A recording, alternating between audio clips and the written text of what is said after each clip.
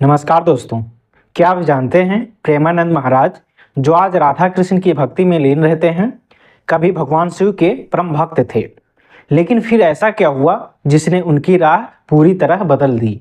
एक आदमी जिसकी दोनों किडनियां फेल हो चुकी हों, जिसे डॉक्टरों ने सिर्फ 4 से 5 साल की जिंदगी दी थी, वो आज भी लाखों लोगों के आस्था का केंद्र है। विराट कोहली, अनुष्का शर्मा, हेमा मालिनी, ग्रेट खली जैसे बड़े लोग उनके चरणों में क्यों झुकते हैं? आखिर प्रेमानंद महाराज में ऐसा क्या खास है? क्या प्रेमानंद महाराज भी बाकी बाबाओं जैसे हैं या उनकी कहानी सच में कुछ अलग है? क्या ये भक्ति का चमत्कार है या सिर्फ एक इमोशनल मार्केटिंग स्ट्रेटजी? और सबसे बड़ा सवाल, प्रेमानंद महाराज जो रात के समय पदयात्रा निकालते थे, उनके खिलाफ अचानक कॉलोनी वालों ने विरोध क्यों किया?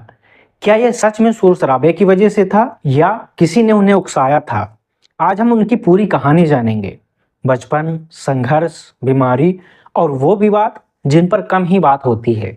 इसलिए वीडियो को आखिर तक जरूर देखना, यह आपके लिए दिलचस्प होने वाला है।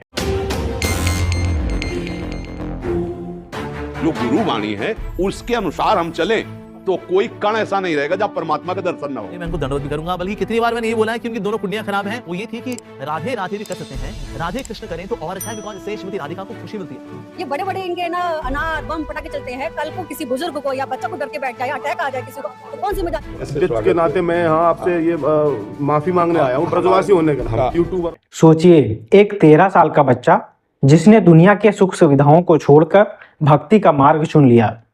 क्या इतनी कम उम्र में कोई इतना बड़ा फैसला ले सकता है? स्वामी प्रेमानंद जी का जन्म 1972 में उत्तर प्रदेश के कानपुर जिले के एक गांव में हुआ था। उनका असली नाम अनिरुद्ध कुमार पांडे था। घर में भक्ति और अध्यात्म का माहौल था, इसीलिए अनिरुद्ध का झुकाव भी ईश्वर की ओर बढ़ता गया। लेकिन उनका मन सामान्य भक्ति से आगे बढ़कर कुछ अलग खोज रहा था। 13 साल की उम्र में जब ज़्यादातर बच्चे खेल कूद और पढ़ाई में लगे होते थे, तब अनिरुद्ध ने संन्यास लेने का निश्चय किया। घर छोड़ने के बाद वे वाराणसी पहुंचे। वाराणसी जो शिव की नगरी है, वहीं उन्होंने पीपल के पेड़ के नीचे बैठकर शिव की उपासना शुरू की। उनका नियम था रोज 3 बार गंगा स्नान करना, फिर ध्यान और साधना करना। इसी दौरान उनकी भेंट हित गौरांग शरण जी महाराज से हुई, जो राधा वल्लभी संप्रदाय से थे और राधा कृष्ण के भक्त थे। अपने गुरु से प्रभावित होकर उनका ध्यान कृष्ण भक्ति की तरफ जाने लगा। अब उन्हें कृष्ण और राधा भक्ति अपने ओर खींचने लगी। सब सही चल रहा था, लेकिन फिर बीमारी ने दस्तक दे दी। 35 साल की उम्र में उन्हें पेट में दर्द की समस्या हुई, जिसके बाद उन्होंने रामकृष्ण मिशन अस्पताल में इलाज कराया। जांच के बाद पता चला कि उनकी दोनों किडनियां पूरी तरह से फेल हो चुकी हैं और डॉक्टरों ने बताया कि उनकी जिंदगी के केवल 4 से 5 साल बचे हैं। हालांकि उस भविष्यवाणी के बाद भी महाराज आज जीवित हैं और अभी भी डायलिसिस इलाज ले रहे हैं। उन्हें हफ्ते में 3 बार डायलिसिस लेना पड़ता है और आश्रम में उनके हेल्थ की सभी व्यवस्थाएं की गई हैं। वो अक्सर कहते हैं कि उनकी एक किडनी राधा है और दूसरी कृष्ण। कई भक्तों ने उन्हें अपनी किडनी दान देने की पेशकश की थी, लेकिन उन्होंने मना कर दिया था। वो कहते थे, मेरा शरीर भगवान का है, वो जैसा रखें। अब यहाँ से एंट्री होती है सोशल मीडिया की। प्रेमानंद महाराज ने वृंदावन में श्री हित राधा केली कुंज का आश्रम बनाया। साधारण जीवन, सादा रहन सहन, लेकिन फिर वो इंटरनेट पर वायरल हो गए। 2018-19 के आसपास जब यूट्यूब और फेसबुक पर धार्मिक प्रवचनों की लोकप्रियता बढ़ रही थी, तब प्रेमानंद महाराज के सत्संग भी बड़ी संख्या में शेयर किए जाने लगे। उनकी शैली बाकी संतों से अलग थी। वे बहुत सरल भाषा में भावनात्मक और काव्यात्मक अंदाज में प्रवचन देते थे। उनकी मधुर वाणी और भक्ति में डूबे हुए शब्दों ने करोड़ों लोगों को अपनी ओर खींचा। उनकी लोकप्रियता तब और बढ़ गई जब अनुष्का शर्मा, विराट कोहली, हेमा मालिनी, ग्रेट खली जैसे बड़े सेलिब्रिटी उनके आश्रम में आकर दर्शन करने लगे। जब इन हस्तियों की तस्वीरें, वीडियो इंटरनेट पर वायरल हुए, तो प्रेमानंद महाराज पर लोगों की रुचि और बढ़ गई। इसके अलावा 18 साल से डायलिसिस पर होने के बावजूद उनकी ऊर्जा और भक्ति ने लोगों को चकित कर दिया। कुछ लोग इसे चमत्कार मानने लगे, तो कुछ ने इसे एक प्रेरणादायक कहानी के रूप में देखा। उनकी किडनी की बीमारी और फिर भी सत्संग में उनकी ऊर्जा को लेकर कई तरह की चर्चाएं होती रहीं। लेकिन फिर सवाल उठने लगे, क्या उनकी बीमारी सच में थी या सिर्फ एक इमोशनल ट्रैक? अब देखो, आज तक किसी भी संत ने 18 साल तक डायलिसिस के बावजूद इतनी एनर्जी नहीं दिखाई। कुछ लोगों का कहना है कि वो अपनी बीमारी को भक्ति के नाम पर प्रमोट करते हैं।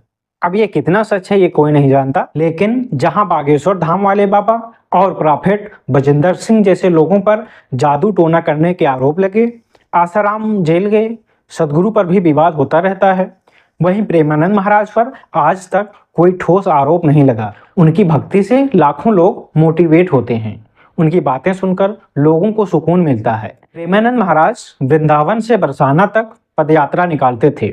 यह यात्रा राधा रानी की भक्ति को समर्पित होती थी और इसमें हजारों भक्त शामिल होते थे।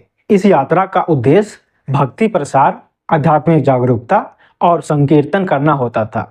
उनकी यह पदयात्रा हर दिन रात 2 बजे निकलते थे, जिसमें भक्तिमय गीत संगीत और कभी कभी पटाखे भी शामिल होते थे। वृंदावन के NRI ग्रीन सोसाइटी के निवासियों ने इस दौरान होने वाले शोर शराबे और पटाखों के कारण नींद में डिस्टरबेंस की शिकायत की।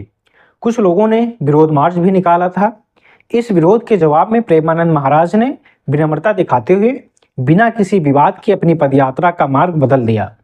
इस घटना के बाद स्थानीय व्यापारियों ने भी उस सोसाइटी के निवासियों के प्रति नाराजगी जताई। कई व्यापारियों ने दुकान के सामने होर्डिंग लगा दिया था कि NRI कॉलोनी वालों को कोई सामान नहीं मिलेगा। इसके बाद सोसाइटी के अध्यक्ष ने स्वीकार किया कि वे कुछ यूट्यूबर्स के बहकावे में आकर इस विरोध में शामिल हुए थे और उन्होंने अपनी गलती मानते हुए महाराज से माफी मांगी। यूट्यूबरों ने थोड़ा भ्रम फैला दिया, उन्होंने ये मौका तक नहीं दिया कि यहाँ बात रख सके। नहीं आप ये बोल दो उनका कुछ फेमस का कुछ गलत उनका है जो चल रहा है। आखिर वो यूट्यूबर्स कौन हो सकते हैं जिन्होंने इन लोगों को प्रेमानंद महाराज के खिलाफ बहकाया था? आखिर 10 दिन के बाद उनकी पदयात्रा फिर से शुरू हो गई। तब से वह पदयात्रा रेगुलर जारी है। अक्सर जब कोई संत लोकप्रिय होता है तो लोग उनसे कई तरह की अपेक्षाएं जोड़ लेते हैं, लेकिन प्रेमानंद महाराज की सबसे बड़ी बात यह है कि उन्होंने कभी अंधविश्वास का समर्थन नहीं किया। वो बाकी कई बाबाओं की तरह चमत्कारों की कहानियां सुनाकर या अजीबोगरीब दावों से लोगों को प्रभावित करने की कोशिश नहीं करते। उनका भक्ति मार्ग तर्क और विवेक पर आधारित है। वे किसी भी बात को सिर्फ इसलिए नहीं मानते कि वह किसी पुरानी किताब में लिखी है, बल्कि अपने अनुभव और बुद्धि से उसे परखते हैं। उनके प्रवचनों में आप पाएंगे कि वे श्रद्धा या आस्था की बात नहीं करते, बल्कि व्यवहारिक और तार्किक दृष्टिकोण भी उसके साथ में अपनाते हैं। इसके अलावा वे राजनीति से दूर रहते हैं।